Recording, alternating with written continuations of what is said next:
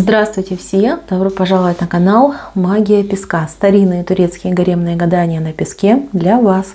Дорогие зрители, гости канала, тема сегодняшней цыпочки звучит так. Какая мысль о вас не дает ему покоя? Если тема интересна, пожалуйста, присоединяйтесь, посмотрите на песочек, загадайте на мужчину, прям так и задайте вопрос.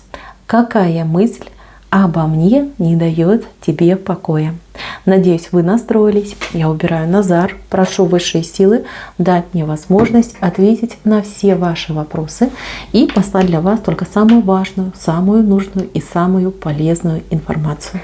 Итак, давайте же посмотрим, какая такая мысль не дает ему покоя. Так, мысль о ваших чувствах, любви и эмоциях. Знаете, что ему больше всего страшно в этой жизни? Это то, что вы его предадите, то, что вы его оставите, то, что вы его променяете на более успешного и удачливого мужчину. Для него в сегодняшнем дне очень важно быть успешным, доказать, что он мужик, доказать, что он может, имеет, что он крутой, да, что вот он сказал, сделал, да, что у него прям все получается, он самый лучший, самый, вот знаете, извините, маленькое происшествие произошло. Очень важно доказать, что у него самые большие мужские причиндалы, да, назовем это так.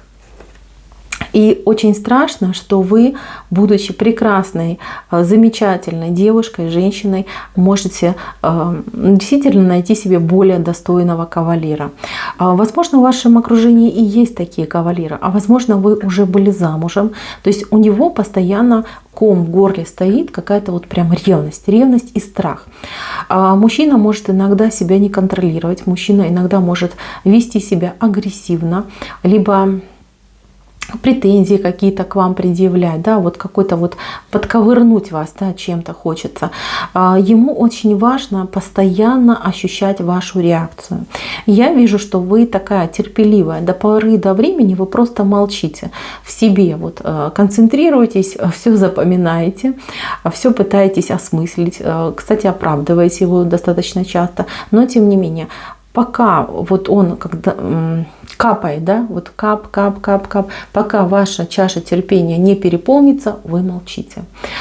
И вот это молчание, оно его просто убивает. Он не понимает. Может быть, она меня разлюбила, может быть, у нее кто-то другой появился. И он начинает вести себя не лучшим образом, да, он начинает какие-то провокации, какие-то спекуляции, что-то там вам говорить, делать, вести себя странно.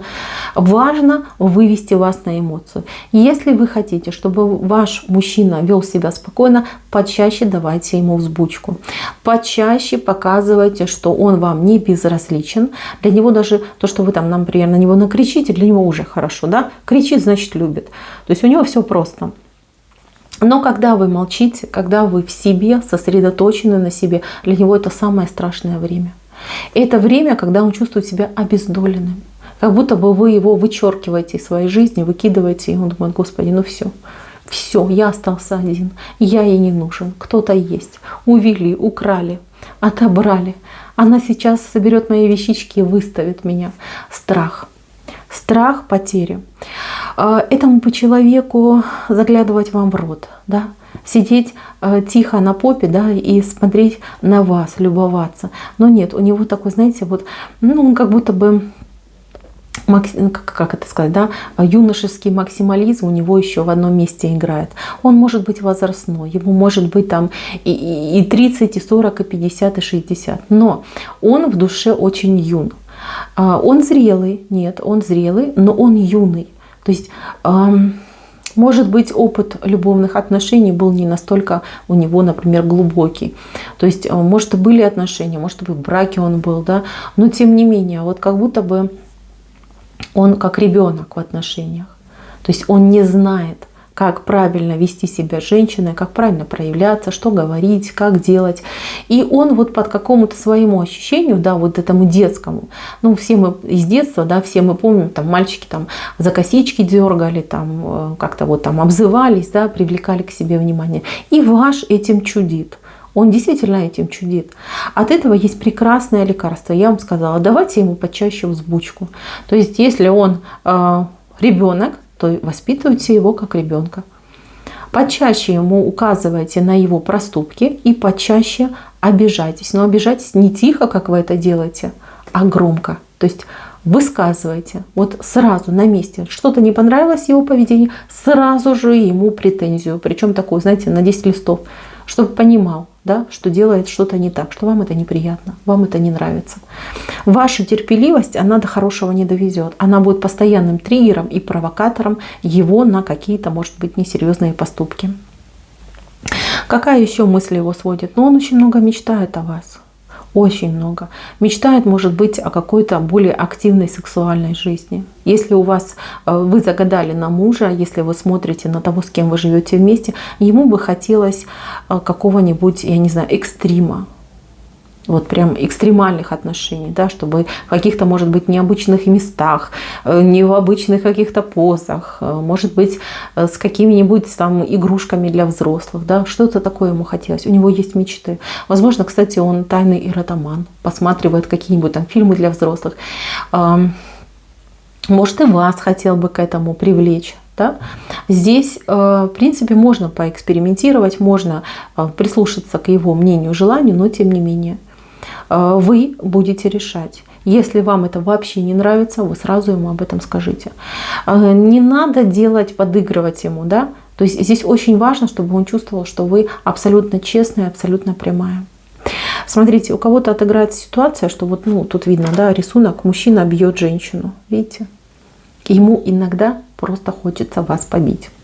Это очень плохо. И он это тоже знает, что это очень плохо. Но иногда вы настолько спокойная, настолько непробиваемая, что прям хочется взять вас, потрепать, да, привести в чувство.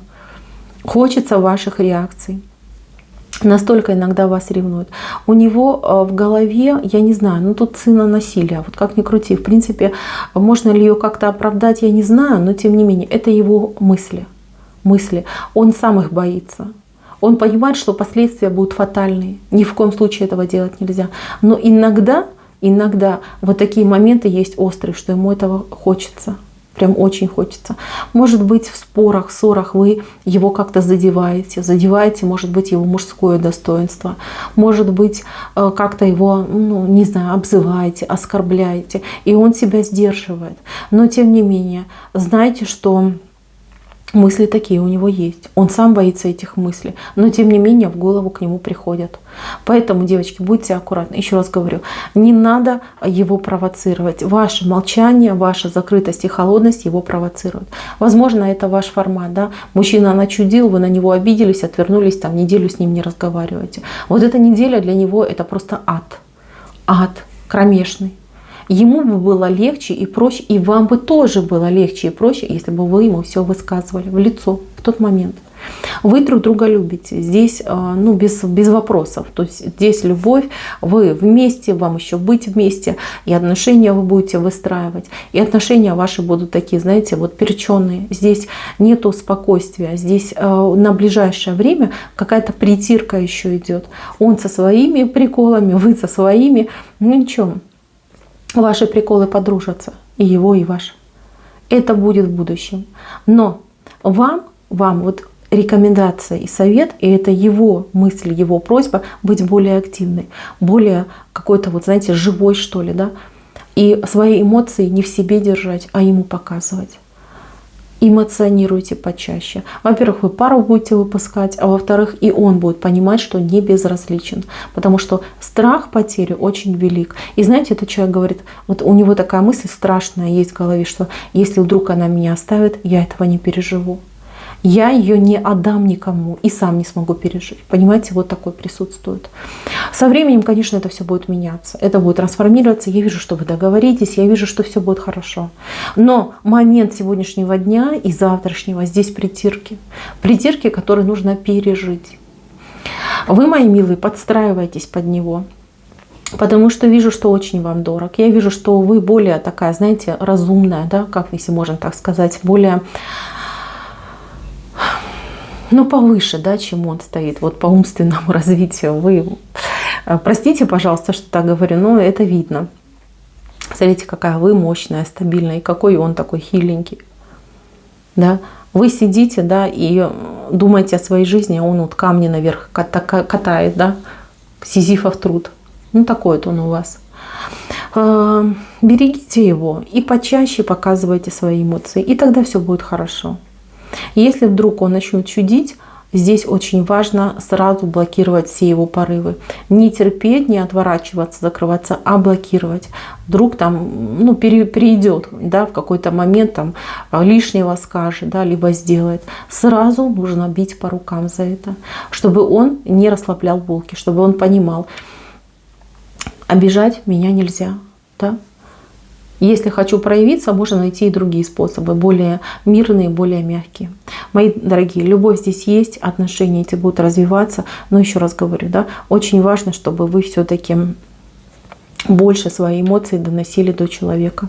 И тогда вам будет проще, и ему будет поспокойнее. То есть он будет понимать, что ага, эмоция есть, значит, она меня любит.